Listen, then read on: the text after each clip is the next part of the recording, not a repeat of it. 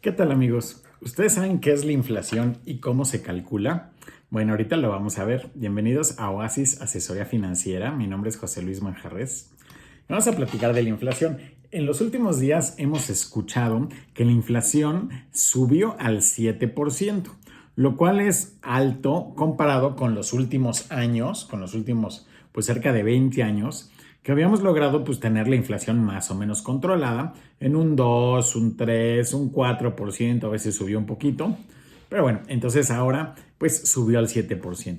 ¿Por qué subió al 7%? Pues principalmente por los temas de la pandemia, de la cuarentena, de la actividad económica que estuvo restringida. Entonces los gobiernos pues, lo que hicieron es pues emitir más dinero y eso genera inflación.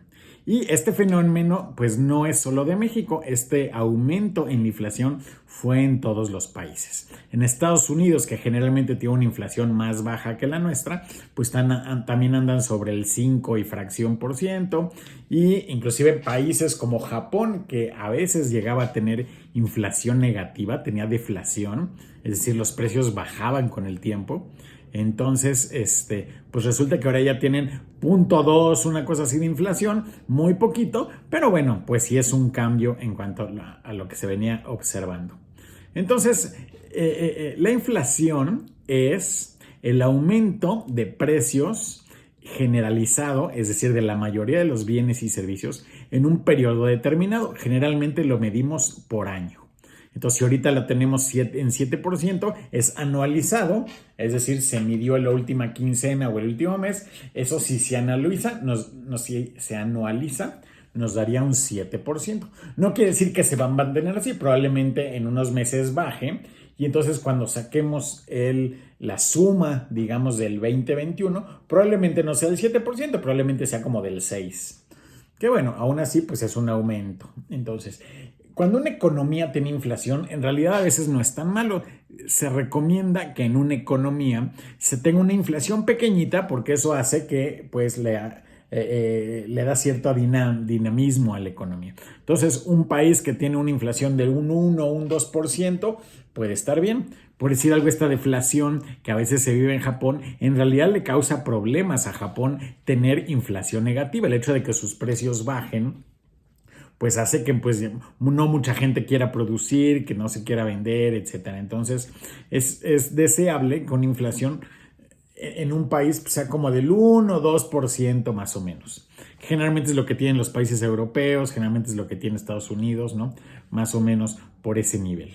Y entonces nosotros, bueno, estamos viendo este ligero aumento, todavía es pequeño, todavía por debajo de 10% se considera que es una inflación moderada. Pero bueno, pues es cosa de estar atento. Y sobre todo si tenemos ahorros, si tenemos inversiones, bueno, pues hay que estar cautelosos de a ver qué es lo que va sucediendo y que estemos conscientes de que tenemos que proteger esos ahorros, pues con instrumentos que nos paguen un rendimiento por lo menos similar o un poquito arriba de la inflación. En otros videos más adelante vamos a ver qué instrumentos pueden ser esos. ¿Cómo se calcula la inflación? En México lo calcula, desde hace algunos años lo calcula el INEGI, antes lo calculaba el Banco de México, pero ya después le pasaron esa tarea al INEGI, al Instituto Nacional de Geografía y Estadística y demás. Entonces, INEGI lo que hace es cada 15 días o cada mes en algunos casos, hace una encuesta por todo el país y le da seguimiento a cerca de 80,000 bienes y servicios. Entonces da un seguimiento más de 235,000 precios porque lo checa en muchas ciudades del país, no necesariamente los mismos precios están en las mismas ciudades y demás. Entonces hace como que toda esa ponderación, checa más de 235,000 precios en 46 ciudades diferentes y revisa pues más de 80,000 precios distintos.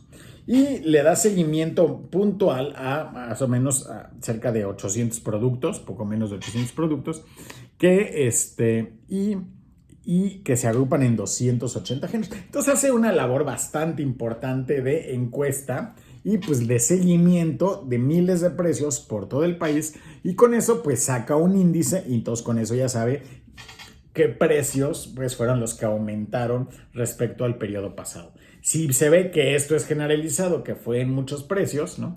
Cuando lo hacen con tantos precios, lo que logras es, si alguno subió mucho por alguna razón específica, cuestión estacional, lo que sea, bueno, pues al ser tantos precios diferentes, pues eso lo absorbe, digamos, ¿no? Hay veces que en Navidad, por si algo tienden a subir algunos precios y bajan otros, eso como que ya lo tienen contemplado este tipo de encuestas, entonces como que sacan el agregado, ¿verdad? Entonces por eso estamos viendo que, bueno, pues la inflación está subiendo un poquito. Todavía no es algo peligroso, no es una inflación alta, más de 10%, pues ya sí consideraría una inflación complicada, pero pues todavía no llegamos a eso. Lo más probable es que no lleguemos, sino que ya el 7% ya está más o menos alto.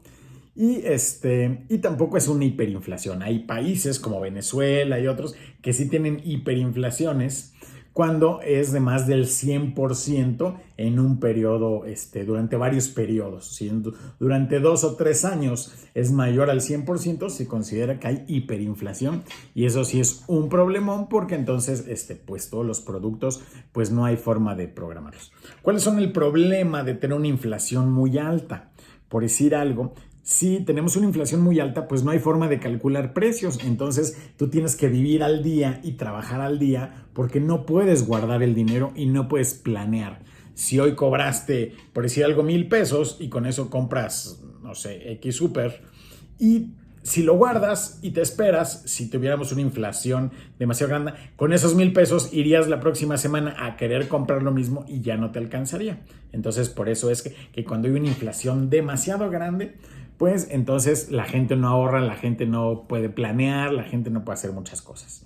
Y por lo mismo las empresas tampoco pueden invertir porque no saben si van a gastar determinada inversión en construir, por decir, alguna fábrica nueva para producir determinados productos. No saben si esos productos el día de mañana en cuánto se van a poder vender. Entonces no puedes calcular si tu proyecto va a ser exitoso o no.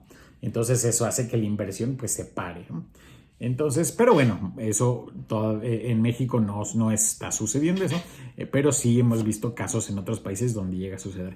En México hemos tenido de ese tipo de inflaciones así de 30, 40, 50%, por ahí de los 90, sí llegamos a tener algunos años muy complicados, pero bueno, ya después la economía se reguló un poquito más y ya no tenemos tanto esos problemas. Les digo, habíamos estado sobre un 2, un 3, un 4% casi todos los años, pero este último año, por temas de la pandemia, bueno, pues es que la tenemos ahorita entre el 6 y el 7%, ¿verdad? Esperemos que se regule y esperemos que baje un poquito hacia finales de año o empezando el próximo año, ¿verdad? Bueno, pues esto es el tema de la inflación. Muchas gracias por su atención. Nos vemos luego. Hasta luego.